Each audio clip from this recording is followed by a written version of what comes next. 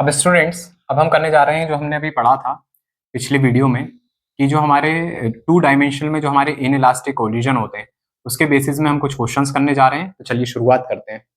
ये question students NEET और JEE में अक्सर पूछे जाते हैं, तो आप क्या करें, मेरे साथ पेन कॉपी लेके बैठे और उससे प्रैक्टिस करें।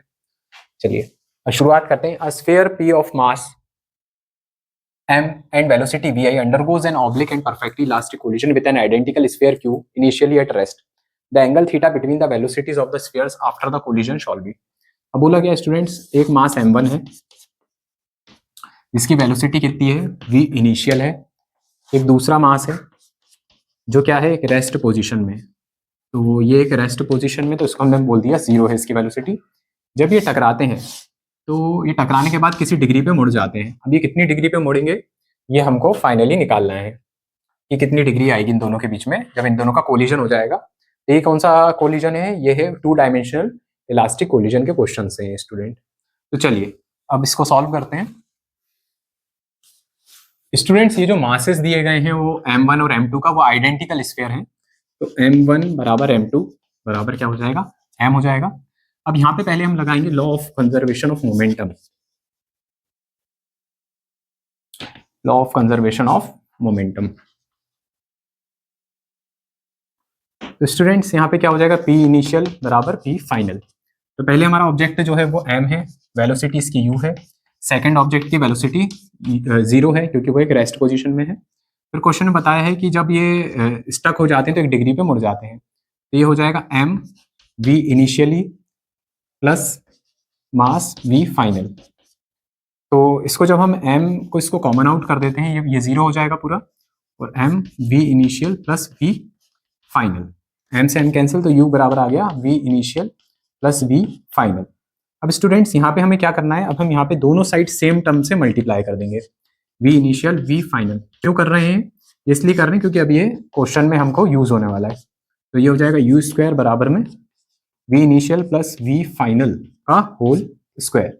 अब ये होल स्क्वायर को हम ओपन कर देंगे तो क्या आ जाएगा निकल के स्टूडेंट्स, देखिए u स्क्वायर बराबर में vi प्लस vf का होल स्क्वायर। तो v initial square plus v final square plus 2vi vf cos theta. तो स्टूडेंट इसको मार्क कर देंगे हम इक्वेशन नंबर 1।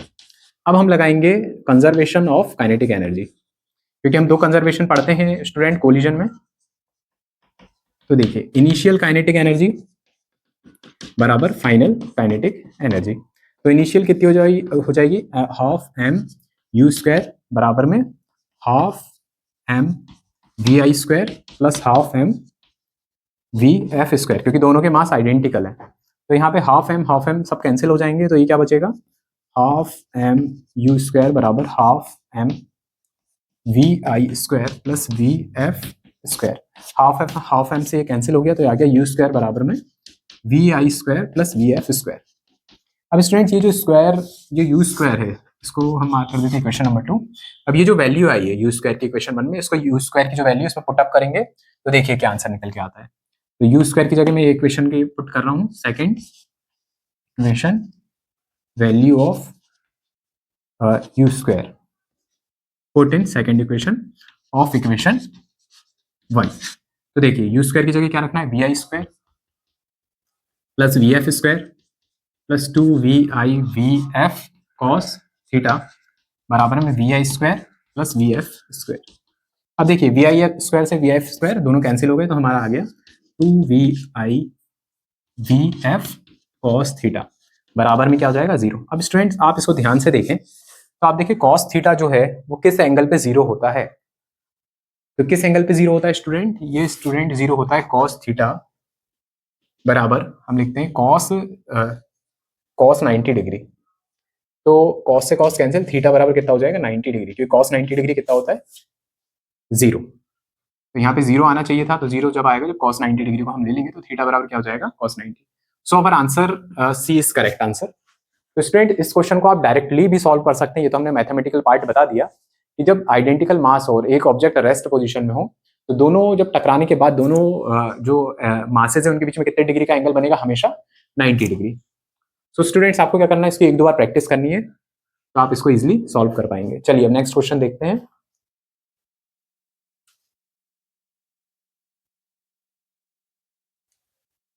चलिए स्टूडेंट्स, अब नेक्स्ट क्वेश्चन देखते हैं। स्टूडेंट्स, इस क्वेश्चन में बोला है a spherical ball A of mass 4 kg moving along a straight line strikes another spherical ball B of mass 1 kg at rest. After the collision, A and B move with velocity v1 meter per second and v2 meter per second respectively, making angles of 30 degree and 60 degree with respect to the original direction of motion of A. The ratio of v1 by v2 will be. Students, ये हमने जो पहले पढ़ा था, देखिए students यहाँ पे क्या कंडीशन है, यहाँ पे हम पहले पढ़ चुके हैं। इन इलास्टिक कोलिजन में एक मास रहता है m1 जिसकी वेलोसिटी होती है u, दूसरे मास जो होता है वो रेस्ट पोजीशन पे होता है m2 जिसकी जो वेलोसिटी होती है वो 0 होती है। जब ये इससे स्ट्राइक करता है तो ये एंगल पे मुड़ जाता है। दोनों जो हैं मासेस, ये m1 मास है, ये v1 वेलोसिटी गेन कर लेता है, और जो ये m2 मास है ये v2 वेलोसिटी गेन कर लेता है, और ये एंगल बनाता है x एक्सिस के साथ θ1 और ये θ2। जब इसके कंपोनेंट्स करते हैं हम x एक्सिस पे तो निकल के आता है m1v1 cos θ1, और ये m2v2 का कितना आता है m2v2 cos θ2। और स्टूडेंट्स, इसका जो y एक्सिस पे कंपोनेंट कितना आएगा m1v1 का m1v1 sin θ1, और नीचे कितना आ जाएगा m2v2 sin θ2। तो स्टूडेंट्स, ये क्वेश्चन बहुत इजी क्वेश्चन होते हैं। जब भी आपको वेलोसिटी के रेशियोज पूछे जाए तो आपको क्या कर देना है, जिसके जो y कंपोनेंट है इसको हमको लिख देना है। तो y कंपोनेंट क्या हो जाएंगे, y एक्सिस पे m1v1 sin θ1 बराबर में m2v2 sin θ2। अब इसकी वैल्यू को पुटअप करते हैं तो m1 कितना मास दिया है 4 kg, तो ये 4 kg into v1 into sine θ1। θ1 degree कितनी दी है हमको, दी हुई है 30 डिग्री, तो ये हो जाएगा साइन 30 बराबर में 1 kg mass into v2 into 60 degree, तो ये हो जाएगा साइन 60 डिग्री। अब स्टूडेंट जब इसको सॉल्व करते हैं तो 4v1 इंटू साइन 30 का होता है 1/2, और v2 साइन 60 का कितना हो जाएगा, साइन 60 हो जाएगा √3/2। अब देखिए स्टूडेंट्स, हमको क्या रेशियो निकालना है v1 बाय v2। तो v1 यहाँ पे है, हम इसको कैंसिल कर देते हैं, 2 2 4, तो हो जाएगा 2v1 बराबर में √3v2/2। 2 का मल्टीप्लिकेशन यहाँ हो जाएगा तो आ जाएगा v1, v2 नीचे आ जाएगा, देन √3 वहीं रहेगा, और 2 ये 2 को नीचे भेज देंगे तो हो जाएगा 4। तो स्टूडेंट्स, जो वेलोसिटी के जो रेशियोज निकल के आए वो आए हैं हमारे v1/v2 इज इक्वल टू √3/4। तो students, this is our required answer, √3/4, A answer is correct. तो स्टूडेंट्स, आपने देखा ये जो क्वेश्चन होते हैं ये क्या होते हैं, बहुत इजी होते हैं, बस थोड़ा सा कॉन्सेप्ट लगाना पड़ता है जो हम पहले अंडरस्टैंडिंग बना चुके हैं। चलिए स्टूडेंट्स, हम नेक्स्ट क्वेश्चन देखते हैं।